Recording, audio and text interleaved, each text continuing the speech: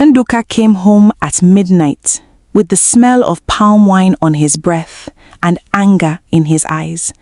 And Ada was already at the table counting the money she made that day from selling akara and beans by the roadside.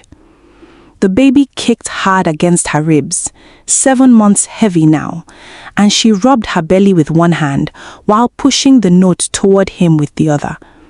"This is everything," she said quietly. "We can pay the rent tomorrow." He didn't look at the money.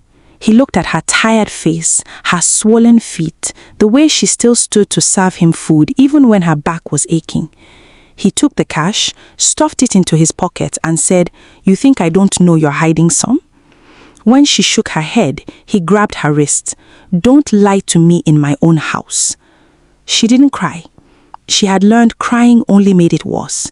She just stared at the floor and counted her breaths while he shouted about how a man should not depend on a woman, even as he ate the food her money bought and slept in the room her money kept. The next morning, she was up before sunrise, frying bean cakes in hot oil while the baby pressed down on her bladder. The neighbors had her vomit behind the shop and still open for customers an hour later.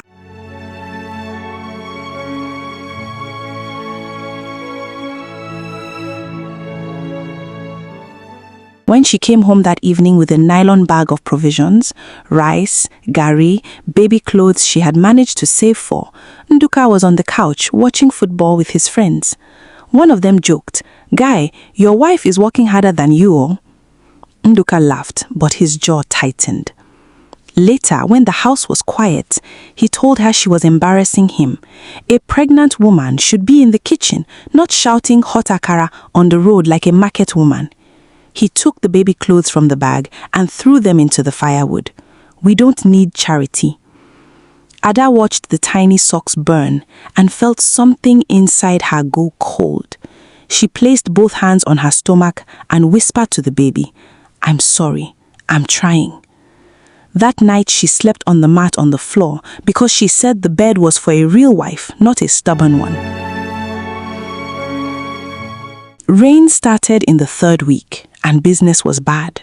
She made half of what she used to and came home soaked, shivering. Nduka was waiting at the door. "Where's the money?"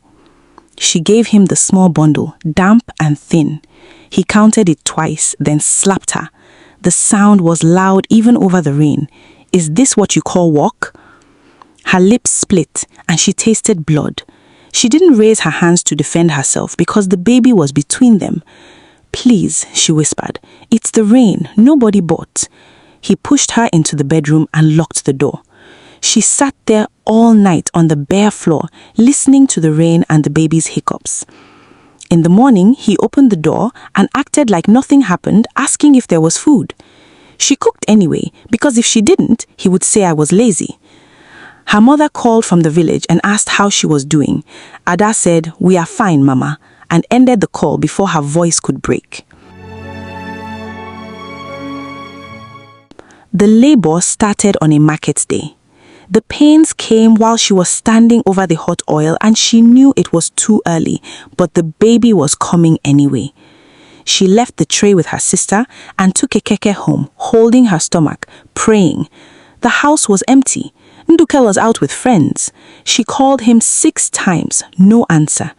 She dragged herself to the health center down the road, paid with the last of the money she had hidden in her bra, and delivered a small girl with thin cries and Nduka's nose. The nurse said she needed to rest, to eat well. Ada nodded and went home that same evening because she was afraid of what he would say if he came back to an empty house. He found her asleep with the baby on her chest. He kicked the door open. "So you born without telling me?" He picked up the baby, looked at her, and handed her back like she was nothing. "You still owe me for housekeeping." He took the discharge card from her bag, tore it, and said hospitals were for people who had money to waste. That night, the baby cried and cried, and Ada walked the floor with her, bleeding, hungry, singing lullabies through cracked lips. 3 weeks later, Ada was back on the roadside, baby strapped to her back, frying akara with one hand and bouncing the baby with the other. Customers complained that she looked too thin. She smiled and said she was fine. Nduka still took whatever she brought home and still came in late and still found reasons to be angry. But something had shifted in her eyes. She stopped flinching when he raised her voice.